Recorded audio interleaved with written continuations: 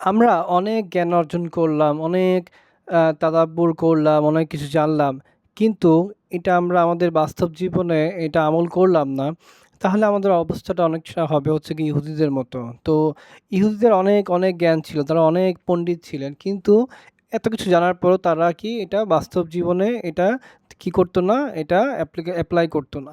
তো ঠিক আজকে আমাদের এই ৪ নাম্বার যে লেভেল সেটা হচ্ছে কি যে আত-তাদাব্বুর আল-আমালি, যে আমরা কিভাবে এটা আমল ভিত্তিক চিন্তা গবেষণা করব। আমরা যে কোরআনের যে তাদাব্বুর করলাম বিভিন্ন বিষয়গুলো নিয়ে, এবং সর্বশেষ আমরা দেখব যে একটা আয়াত আমি কিভাবে এটা আমার বাস্তব জীবনের সাথে এটাকে সম্পর্কযুক্ত করতে পারি, এবং এই কিভাবে আমি আমার জীবনটাকে পরিচালনা করলে এই আয়াতটার, হ্যাঁ, দিক নির্দেশনা বা আল্লাহ এই আয়াতের মাধ্যমে আমার কাছে কি দাবি করছেন সেটা কি বাস্তবায়িত হবে। তো আমরা আমাদের প্রতিটা মানুষ তার আসলে জ্ঞানের যে একটা পাত্র, সব মানুষের খালি থাকে। তো এই জ্ঞানের পাত্রটা যদি আমরা বিশুদ্ধ ইসলামিক জ্ঞান দিয়ে যদি না পরিপূর্ণ করি, তাহলে কি হবে? এটা অশুদ্ধ এই জ্ঞান দিয়ে কি পরিপূর্ণ হবে। তো আমাদের এই জন্য কি করতে হবে? আমাদের যে জ্ঞানের পাত্রটাকে কোরআনের তাদাব্বুরের মাধ্যমে এই যে জ্ঞানটা নিব, এই বিশুদ্ধ জ্ঞানটা দিয়ে আমাদের কি করতে হবে? এই পাত্রটাকে আমাদের ভরতে হবে।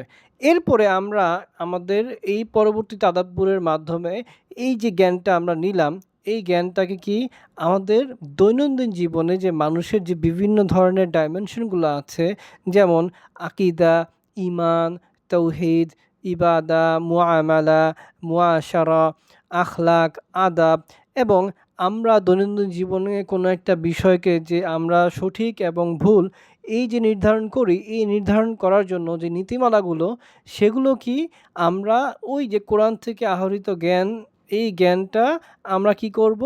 বিভিন্নভাবে কি আমরা এই যে বিভিন্ন ব্রাঞ্চ, এই ব্রাঞ্চগুলোকে ছড়িয়ে দিব।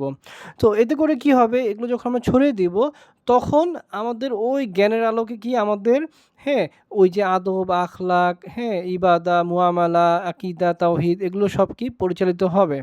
তো আমরা একটা বিষয় খেয়াল করব যে আমরা আমাদের জীবনে যদি আমরা কোরআন তাদাব্বুর না করি, তখন যেটা হবে যে আমরা বিভিন্ন ধরনের ইজম বা বিভিন্ন ধরনের যেই মানুষ মানব রচিত যেই বিভিন্ন ধরনের যে ফিলোসফিগুলো আছে বা থিওরিগুলো আছে, এগুলো কি আমাদের ওই জ্ঞানের যে পাত্র, ওইগুলোকে কি করবে? অকুপাই করে ফেলবে।